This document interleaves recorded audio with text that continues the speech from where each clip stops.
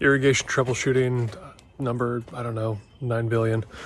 Let's see, these vacuum breakers above ground still work just like most other valves. You've got the solenoid here, which needs to be turned all the way off.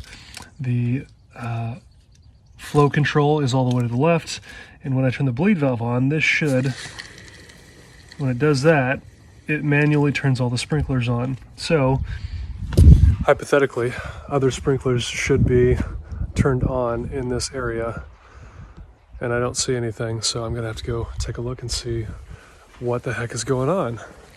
Okay, there's one over here. That looks like there's not enough water pressure to get that sprinkler out of its little shaft. So let's go along the pipe here. There's another one.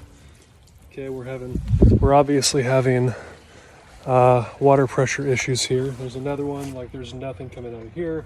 And over here, okay, there's the problem. Broken sprinkler head and a pipe. So that's where all the water pressure is going, so I know what the problem is. Now I just have to dig that pipe out and fix it. And then all the water pressure should be as it should be, and then all the sprinklers should be working as they should be. And I'm repeating should be quite a bit, but hey, I'm doing this on the fly, okay? You try having a scripted routine when you're trying to do videos for your business.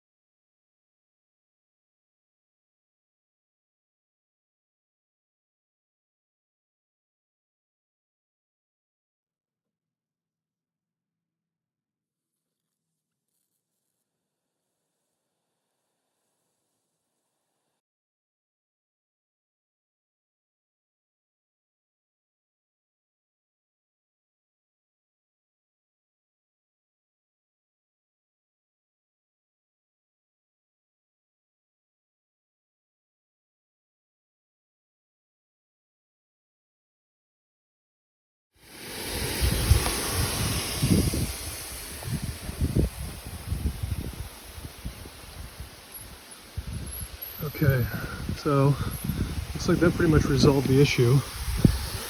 This one is having some problems.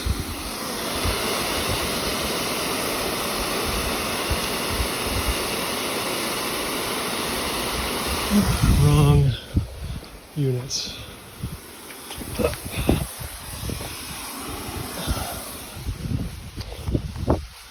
God, I'm glad I'm doing this in summer because it's not even summer yet, it's still spring. It's still cold.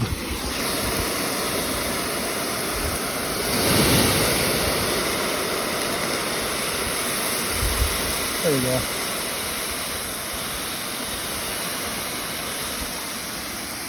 Got those fixed. The rotating heads, those are all fixed, but now we've got a new issue. Got these spray nozzles here. There's 1, 2, 3. There's a fourth one over there.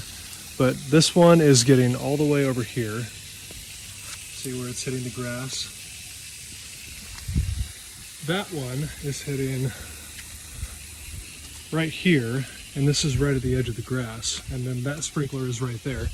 So that means that we've got double coverage and it's unnecessary. So I'm going to go ahead and turn that one off. I'm just going to completely turn it off. It's pretty easy to do. I've got these little tools that I can just shut off the nozzle. I'm going to do it on that one. And then I think I'm going to reduce the pressure on that one and that one, because this sprinkler there covers this from here all the way over to there, and then this head covers from here all the way over here. So this is a problem, because if they're running both these zones for like 30 minutes a pop, that's an hour every other day, or however many times they run it per week. That can be problematic. And we've got all these shade trees here.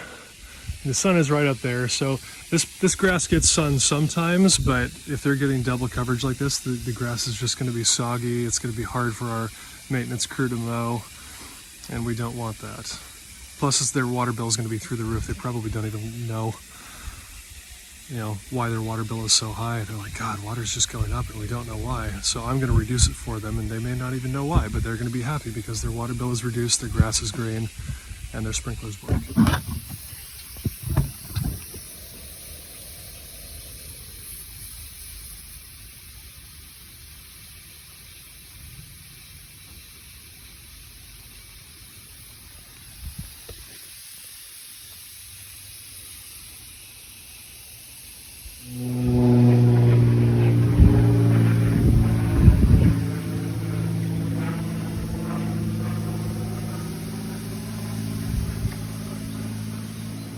In the immortal words of my dad, man, I'm good. I mean, this is pretty simple. It's not rocket science, but it does take a little bit of skill. And if you want to learn, we're hiring. Just come work for us. It's not that hard. We'll pay you money.